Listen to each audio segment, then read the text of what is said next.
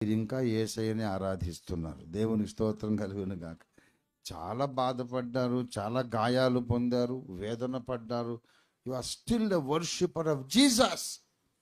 ఇది మీ గెలుపు, సైతానుకు ఓటమి. ప్రభునందు ప్రియులారా, అయితే బాగా గమనించండి.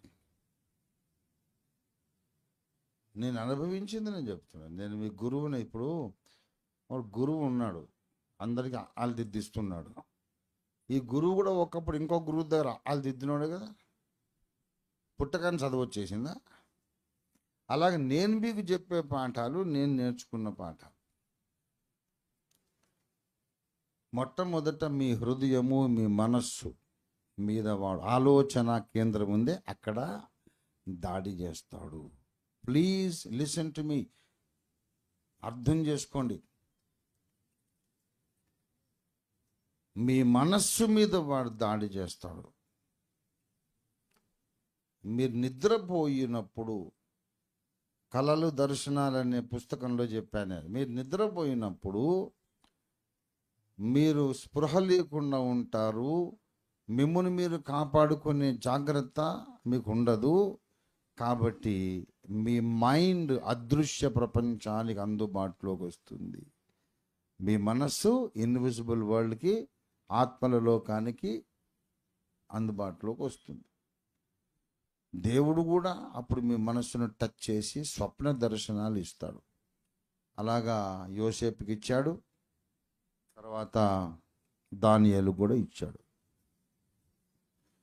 దానియేలుకు స్వప్న దర్శనాలు వచ్చినాయి, నెబుకద్నెజరుకు స్వప్న దర్శనాలు వచ్చినాయి, యోసేపుకు వచ్చినాయి. దేవుడు టచ్ చేశాడు వాళ్ళ మైండ్. సాతాను కూడా టచ్ చేస్తాడు. సాతాను టచ్ చేసినప్పుడు మీకు చెడ్డ కళలు వస్తాయి. అవి లైంగికమైనవి, పాపము జరుగుతున్నట్టుగా కళలు అయి ఉండొచ్చు. ఎవరు సిగ్గుపడొద్దు, దుష్టుని దాడి ఇది. లేకపోతే కళల ద్వారా కాకపోయినా మీ మైండ్ మీద డైరెక్ట్గా ప్రెషర్ పెట్టి, వింటున్నారా, మీకు గాఢ నిద్ర నుండి మెల్లగా మెలకువ వస్తున్న సమయములో ఎందుకో ఏమో కారణం తెలియని, భరించలేని వేదన, భయం, ఏంటో జరుగుతుంది, నష్టం ఏంటో జరుగుతుంది, ఏంటో జరుగుతుంది, ఏంటో నాకు తెలియదు, భయం వేస్తుంది, బాధగా ఉంది, ఎందుకంటే ఏమో తెలియదు అని. అప్పుడు మనం చేసే పొరపాటు ఏంటో తెలుసా? ఈ విషయాలు మీకు చెప్పమన్నాడు దేవుడు. ఆ బాధలు మనము ఏంటి నాకు ఇంత బాధ వేస్తుంది అని అనుకుంటూనే ఇంకా కాసేపు పడుకుందాములే అని మళ్ళా నిద్రలోకి జారుకుంటాం. Never do that mistake. ఎప్పుడైతే మనస్సు మీద బాధ వేసి ఆ బాధకే, ఆ వేదనకి మెళుకు వచ్చేసింది కదా, తక్కీమని లేచి చన్నీళ్లతో మొహం గడుకొని మోకరించి దేవుని స్తుతించి ఆరాధించి 4 పాటలు పాడి వాక్యం చదువుకొని ఇంకొకరిని పిలిచి మోకరింపజేసుకొని చేస్తే ఆ అటాక్ పారిపోతాడు. ఆ అటాక్ చేసిన శక్తి పారిపోతాడు. 99.9% అందరు చేసే పొరపాటు ఏంటంటే, మెలకు వస్తున్న కొద్దీ ఆ బాధ అయితే ఉంది, ఎందుకో తెలియట్లేదు, ఇప్పుడు ఎందుకులే, ఇంకా నిద్ర అవసరం నాకు, మళ్ళీ పడుకుంటాం. అప్పుడు మంచి లోపలికి వచ్చి కూర్చుంటాడు. ఈ పొరపాటు అందరం చేసిన వాళ్ళమే, నేను కూడా చేశాను. నేనేమి మానవాతీతుడిని కాదు, నేను మనిషినే. ప్రియులారా, ఎప్పుడైతే ఆ వేదన కలుగుతుందో, అది నెగటివ్ ఐడియాలజీ నీలో ఇంప్లాంట్ చేయడానికి సైతాను పెట్టిన టవర్ కట్టుకున్నాడు వాడు. ఎయిర్టెల్ టవరు, జియో టవర్ ఉంటుందే, నీ మైండ్లో ఒక టవర్ కట్టుకున్నాడు వాడు. ఆ టవర్తో వాడు ఏం చేస్తాడంటే,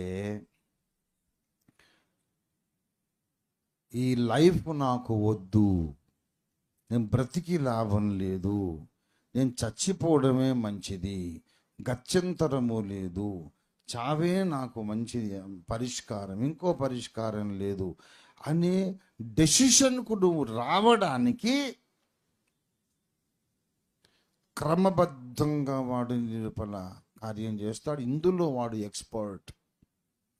ఒక మనిషిని మరణాపేక్ష గలవాడిగా, చచ్చిపోవాలి నేను అనుకునేటట్టు ఎట్లా చెయ్యాలనో వాడికి తెలుసు. వాడు దాంట్లో ఎక్స్పర్ట్. ఎటువంటి తురుం ఖాన్, రుస్తుం వీరాధి వీరుడు అయినోను కూడా ఆత్మహత్య చేసుకునేటట్టు చేస్తాడు. ఇంకొక 5-10 నిమిషాలు వింటారా ప్రసంగం? చాలా ముఖ్యమైన సంగతి. ఎట్లా చేస్తారంటే, మొట్టమొదట నువ్వు అనుకున్న ప్రతి పని నెరవేరకుండా చిన్న చిన్న పనులన్నీ ఆటంకం చేసి అపజయం పాలు చేస్తూ ఉంటాడు. ఒకసారి, 2 సార్లు, 3 సార్లు, 4 100 సార్లు, 1000 సార్లు చిన్న పనులే, కానీ ఎందుకు అనుకున్నది జరగడం లేదు. నీలో ఒక నెగటివ్ ఫీలింగ్ నాటుకుంటుంది. ఏంటంటే, నేను అనుకున్నది సాధించలేను, ఏదో ఒక శని దరిద్రం వెంటాడుతుంది, ఐ కెనాట్ అచీవ్ ఎనీథింగ్ అనే నిరాశ వస్తుంది. ఇది నంబర్ 1. రెండవది, భయం ప్రవేశపెడతాడు. తర్వాత, సమాజం నన్ను అంగీకరించట్లేదు, ఎవరు నన్ను అర్థం చేసుకోవట్లేదు, నేను ఒంటరిని అనే భావన పెడతాడు.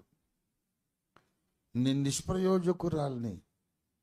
నిష్ప్రయోజకుణ్ణి, ఐఎమ్ యూజ్లెస్ ఫెలో, నేనేం చేయలేకపోతున్నా అనే ఒక నిరాశ, నిస్పృహ, డిప్రెషన్, డిసప్పాయింట్మెంట్